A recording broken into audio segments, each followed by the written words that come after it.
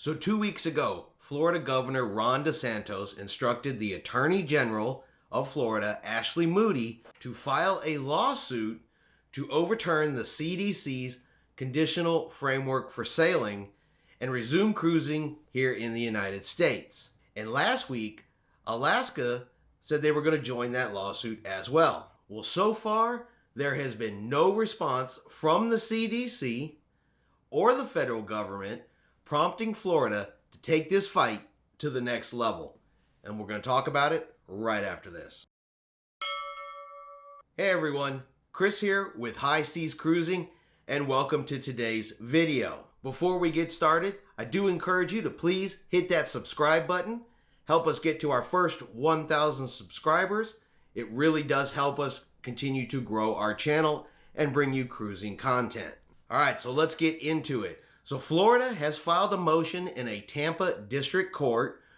They did this on April 22nd, requesting an immediate injunction to remove the Conditional Framework for Sailing and resume cruising immediately in the United States. So Florida's argument for the injunction is that it is likely to succeed on the merits of the case and is therefore entitled to the injunction due to irreparable harm and hardships created by the CDC's actions.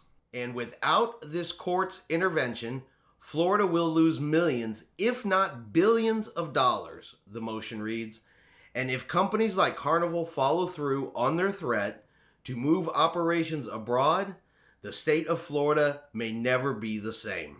In a phone interview with the New York Times, Senator Rick Scott also stated, "With the way this is going, it seems that the CDC doesn't want the cruise industry to be in business because they are not setting the rules in a manner that the cruise industry feels they can comply and safely return to work." So while the cruise industry and its supporters are working to convince the CDC that cruising is just as safe as other travel sectors, the cruise companies themselves have not joined into this lawsuit and instead are engaging in what they call constructive dialogue with the CDC.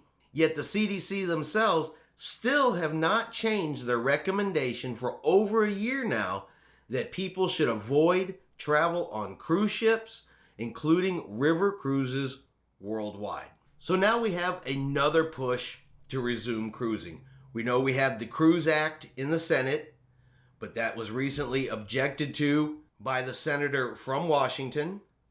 We have a lawsuit filed by Florida and Alaska to immediately overturn the CDC's Conditional Framework for Sailing and return us to cruising immediately.